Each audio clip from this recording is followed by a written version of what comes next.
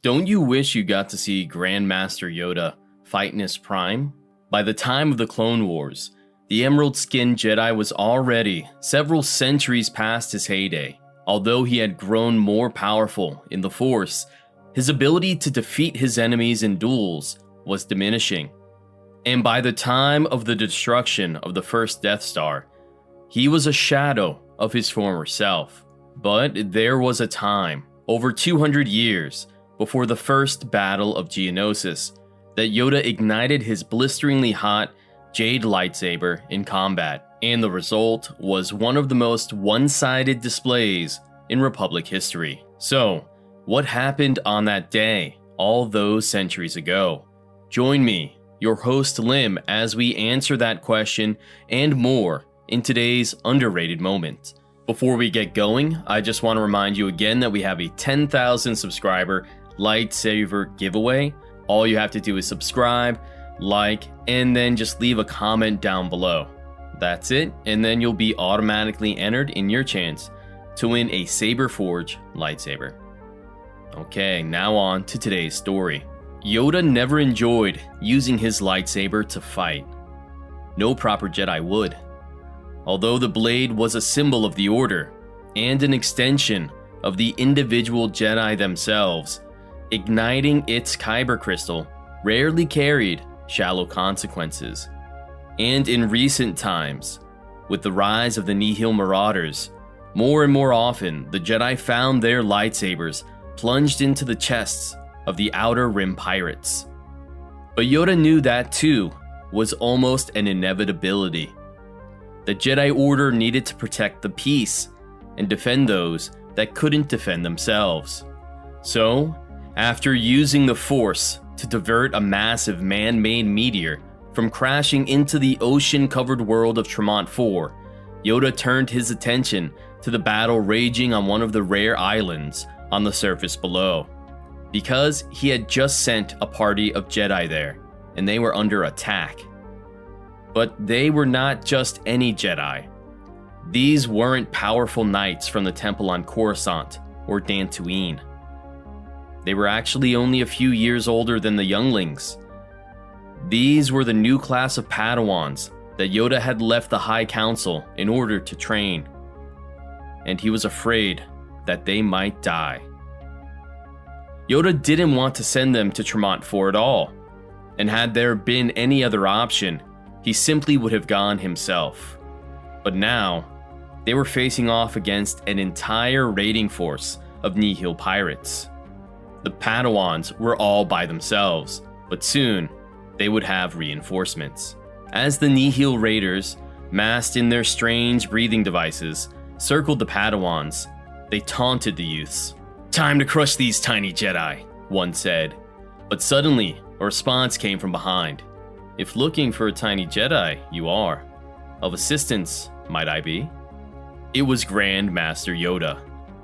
In his hand, his iconic green lightsaber shined brightly.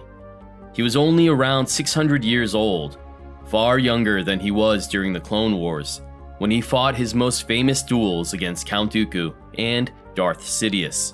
And although he was considerably younger, his mastery in the Force was hardly any weaker. After all, he had lived over 6 lifetimes compared to a normal humanoid Jedi Master, and that was more than enough to become the strongest Force user in the entire Order.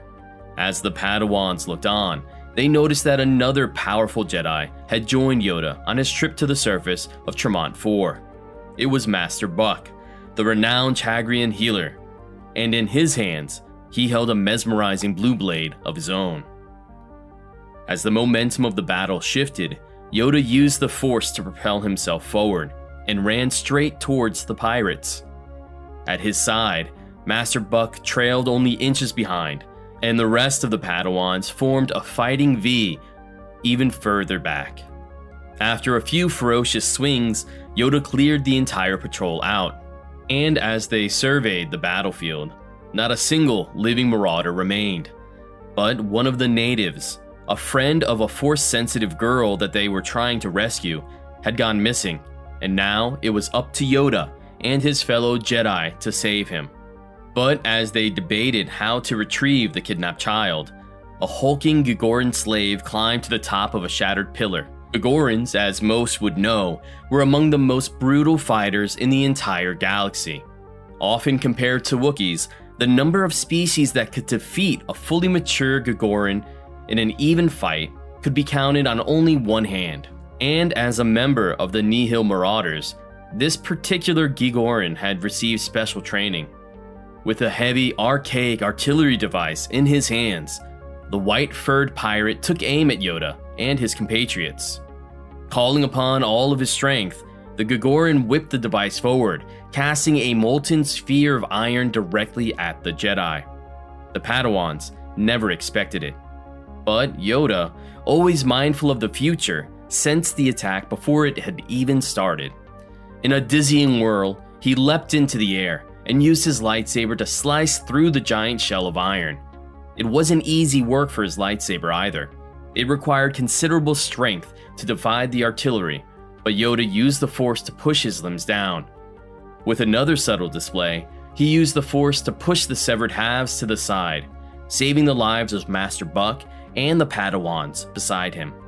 With only a few more minutes of fighting, the Jedi and Yoda managed to defend the planet from both the pirates and the remnants of space debris that had threatened to destroy the entire world.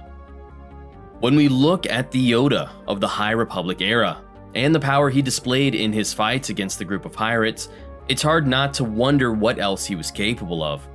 After all, in the Legends, another young green-skinned Jedi named Minch showed equal skill when fighting off two Dark Jedi in the Outer Rim.